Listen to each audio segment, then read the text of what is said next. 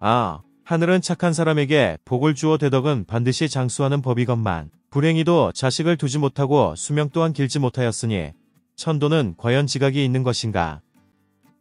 운명이란 이처럼 일정하지 않은 것인가?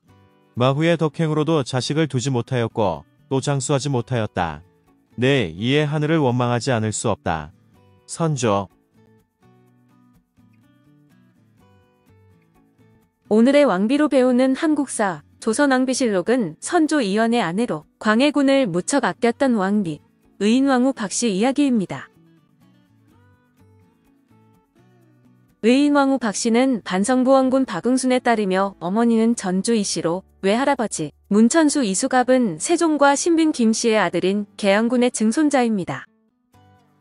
선조 2년인 1569년에 선조와 결혼해 15세의 왕비가 되었지만 소생은 없었는데 결혼 초기부터 후궁인 공빈 김씨와 인빈 김씨에게 밀려 평생 남편인 선조의 사랑을 받지 못했습니다.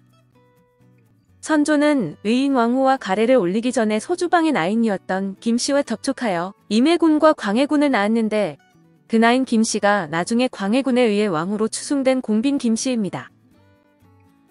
선조의 후궁들은 자신의 아들이 세자로 책봉받길 원하여 각축전을 벌였는데 이런 와중에 의인왕후는 아이를 갖지 못해 신세를 한탄하며 숨죽이고 살 수밖에 없었습니다. 하지만 성품은 매우 후덕해 후궁이 낳은 아이들을 잘 보살펴 살아있는 관음보살이라 불리기도 했는데 공빈 김씨 소생으로 일찍 생모를 잃은 임해군과 광해군을 친자식처럼 여겼습니다. 인빈 김씨는 공빈 김씨가 죽고 난 이후에 선조의 가장 총애를 받는 후궁이었고 자신의 장남이자 선조의 사남인 신성군을 왕세자로 만들려 했습니다. 이 때문에 광해군의 후견인인 의인왕후와 여러 의미로 정적이기도 했지만 의인왕후가 중전에서 쫓겨나고 새 왕비가 적동 왕자를 낳으면 인빈 김씨가 밀려날지도 모르는 상황이었습니다. 이 때문에 아이러니하게도 라이벌이면서도 서로가 서로의 자리를 맞물려서 지켜주고 있던 셈인 암묵적인 합의가 있지 않았을까라는 추측도 있습니다.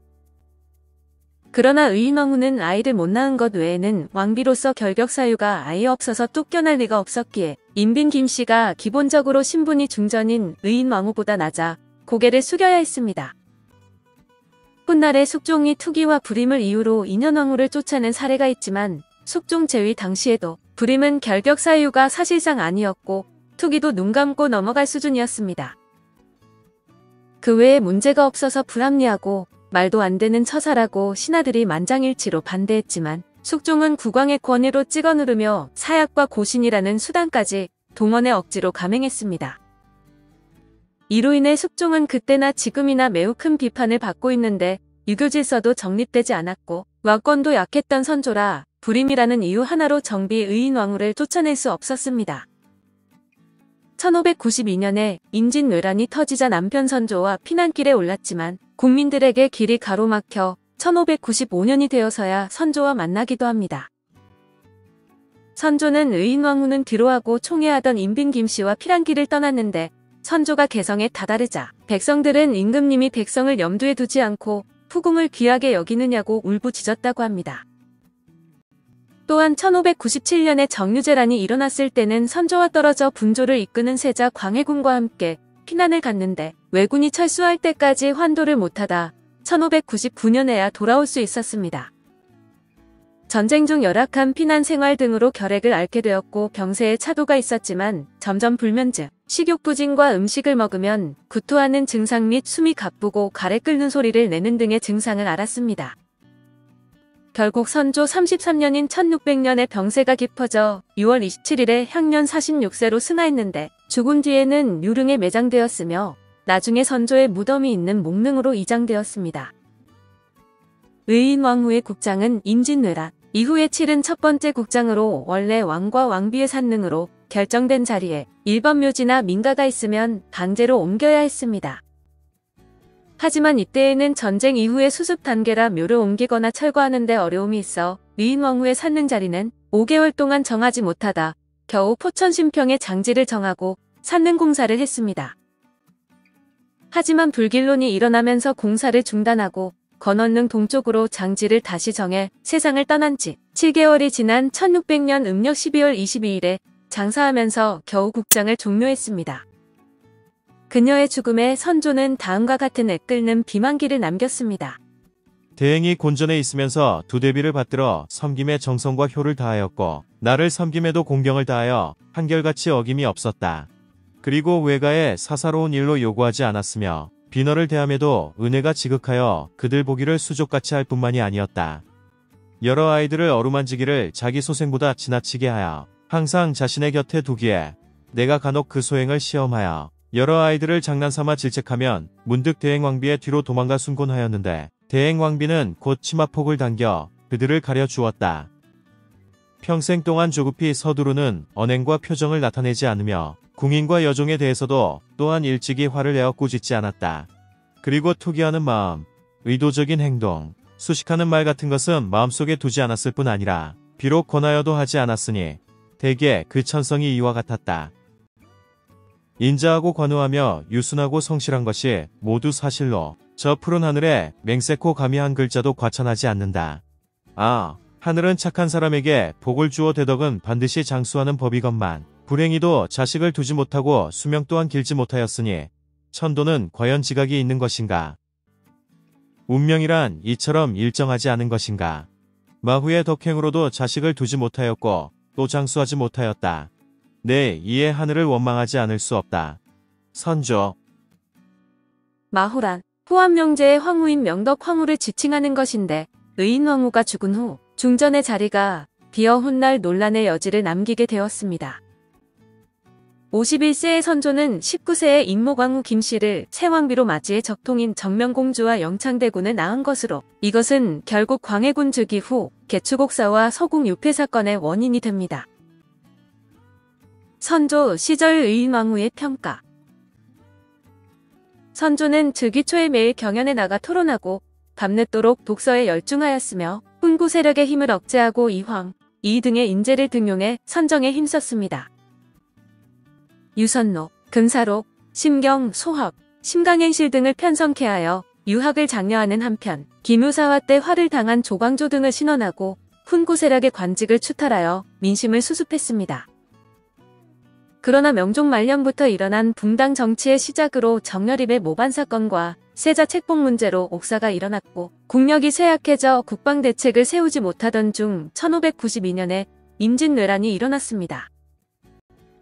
임진왜란에 이어서 정유재란이 일어나 두 차례에 걸친 7년 동안 전쟁을 치르며 전 국토가 황폐화되었고 전후 복구 작업에 힘을 기울였으나 흉년과 정치의 불안정으로 큰 성과를 이루지 못했습니다.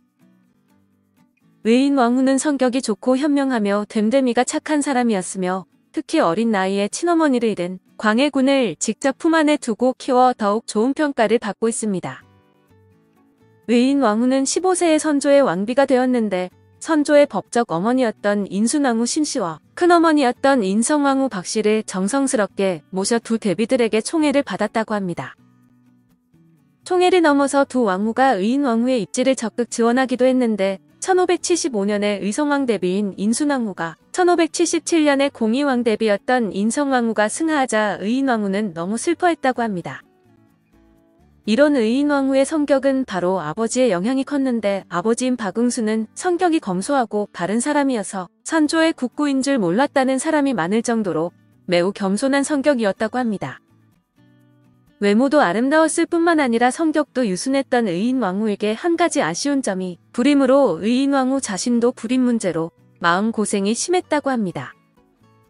이 때문에 남편 선조는 많은 후궁들을 들여서 왕자를 생산했는데 특히 후궁들 중에서 공빈 김씨와 인빈 김씨를 총애해 공빈 김씨에게는 임해군과 광해군, 인빈 김씨에게는 사남 5녀를 얻었습니다. 이처럼 선조가 후궁들에게 많은 자식을 낳은 것을 보면 불임의 문제는 선조가 아니라 의인왕후에게 있었던 것 같습니다. 자식을 낳지 못한 의인왕후가 그녀만의 외로움을 떨쳐내는 방법은 후궁들과 후궁의 자식에게 사랑을 베푸는 것으로 선조의 자식을 낳은 후궁들에게 잘 대해주었고 자식들에게도 사랑을 베풀었습니다. 사실 의인왕후는 인빈 김씨를 포함한 후궁들 사이에서 미묘한 입지를 보여왔지만 공빈 김씨의 아들인 광해군을 양자로 삼아 세자의 어머니 푸견인을 자처해 입지가 더욱 굳건해졌습니다. 이런 계기를 통해 의인왕후와 광해군의 관계가 무자관계를 넘어서 정치적 동반자로 바뀌었는데 의인왕후가 광해군을 예뻐하게 된 이유는 광해군의 친어머니 공빈 김씨의 죽음과도 관련이 있습니다. 공빈 김씨는 광해군을 낳은 지 2년 만에 산후 후유증으로 사망했는데 그녀가 죽은 이후 선조는 임해군과 광해군 등 공빈 소생의 왕자들을 홀대하게 되었습니다. 이로 인해 의인왕후가 전적으로 공빈 김씨의 자식들인 임해군과 광해군의 양육을 직접 맡게 되었는데 특히 2살의 친모를 잃은 광해군이 상당히 불쌍해 더욱 신경을 썼다고 합니다. 광해군도 그 자리를 대신 채워준 의인왕후를 유난히 어머니처럼 따랐고 임진왜란이 터졌을 때 선조는 총애하는 후궁 임빈 김씨와 함께 피난을 갔지만 의인왕후는 광해군과 같이 있었다고 합니다. 이후 세월이 흘러 선조의 후계자 문제가 가속화되자 정철을 비롯한 신하들에게 광해군을 세자로 추천할 만큼 광해군에 대한 애정이 남달랐지만 다른 후궁의 자식들도 홀대하지는 않았답니다. 만약 의인왕후가 선조의 총애를 한몸에 받았던 신성군을 양자로 삼았다면 그의 친모인 임빈 김씨의 권한이 커질 가능성이 커서 광해군을 밀어줬을 가능성이 높습니다.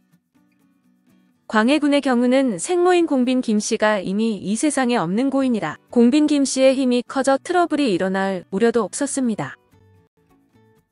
역사 속의 의인왕후. 의인왕후가 긍정적인 평가를 받는 가장 큰 이유는 바로 광해군을 끝까지 지원했고 왕위에 오를 수 있도록 한 점으로 훌륭하게 내명부를 다스린 의인왕후가 승하하자 선조도 매우 슬퍼하며 후회했다고 합니다. 남편 선조의 사랑을 받지도 못하고 아이를 낳지도 못해 왕비로서의 권위나 제대로 된 대접을 받지도 못한 의인왕후는 후궁들과 그들 자녀들을 잘해줘 입지를 유지하려는 마음도 있었을 것입니다. 그러나 이 모든 것을 떠나 의인왕후는 본래의 성품이 온화하고 아버지의 영향을 받아 올바른 마음과 바른 행동을 보였던 왕비임에는 분명해 보입니다. 자녀는 없었지만 왕비라는 직함으로 후궁들에게 군림할 수도 있었는데 그렇지를 않았다는 점은 권력에 대한 욕망은 크지 않았고 광해군의 사람됨을 보고 세자로 만드는데 큰 공헌을 한 것입니다. 의인왕후가 광해군의 후견인이 되어주면서 광해군은 물론 많은 걸림돌들이 있었지만 훗날 임금까지 될 수 있었던 것입니다. 한편 광해군이 왕이 된 후 의심병이 심해지고 옥살을 저지르는 등 세자 시절과 달라진 이유가 유일한 지원군이자 버팀목이던 의인왕후가 선조보다 일찍 사망한 것이 원인이라고 보는 사람들도 있습니다. 사실 영창대군 이전에도 비슷한 신성군이 있었지만 그는 임진왜란 중 죽어 의인왕후보다 먼저 사망했기 때문에 의인왕후가 더 장수해서 선조보다 오래 살았다면 큰 불씨들과 분란도 없었을 것입니다. 정실왕비의 지지까지 얻는 광해군의 정통성은 더 이상 누구도 건드릴 수 없었는데 의인왕후가 장수해서 대비의 자리에 앉았다면 광해군은 폐모살죄를 저지를 일도 없었을 것입니다. 의인왕후는 46세의 나이로 사망했는데 조선시대 기준으로는 단명한 건 아니었지만 인종비 인성왕후가 60대까지 장수한 전적이 있어 광해군도 내심 의인왕후의 장수를 기대했을 것입니다. 의인왕후가 살아있었으면 모두가 내심 죽기를 바라던 임해군조차 의인왕후의 커버로 간신히 살아남았을 가능성이 큽니다. 임해군이 사이코패스 살인마였다지만 의인왕후가 광해군과 함께 직접 걷어서 기른 만큼 의인왕후의 얼굴을 봐서라도 광해군이 사이코인 친형을 죽이진 못했을 가능성이 높기 때문입니다. 의인왕후는 선조가 집권할 때 임진왜란이 겹쳐있어 반드시 등장하는데 선조는 무능력한 남편으로 늘 등장하며 의인왕후는 남편에게 무시당하고 후궁들에게 밀리지만 조용히 내조하는 역할입니다. 1985년 MBC 드라마 조선왕조 500년 임진왜란에서는 김용선이 2003년 SBS 드라마 왕의 여자에서는 이호춘이 연기했는데 이때 김용선은 중궁전 상궁으로 출연을 했다네요. 2004년 KBS 드라마 불멸의 이순신에서는 황미선이 2014년 KBS 드라마 황의 얼굴에서는 임지은이 2015년 KBS 드라마 징비록에서는 황인영이 각각 연기를 했습니다. 세상에 많은 연인들이 그러하듯 어쩌다 보니 당신을 사랑하게 된 건지도 모릅니다. 때로는 당신을 사랑하지 않는다 이야기하고 싶을 때도 있습니다. 그럼에도 쉽게 당신을 사랑한다 말하는 이유는 멀리 있지 않습니다. 나를 사랑하기 때문입니다. 누구보다 나 스스로를 사랑하기 때문입니다. 당신을 향한 그 사랑은 결국 나를 위한 것입니다. 당신이 없으면 힘들던 마음 역시 내가 아팠기 때문입니다. 김재진, 사랑의 이유.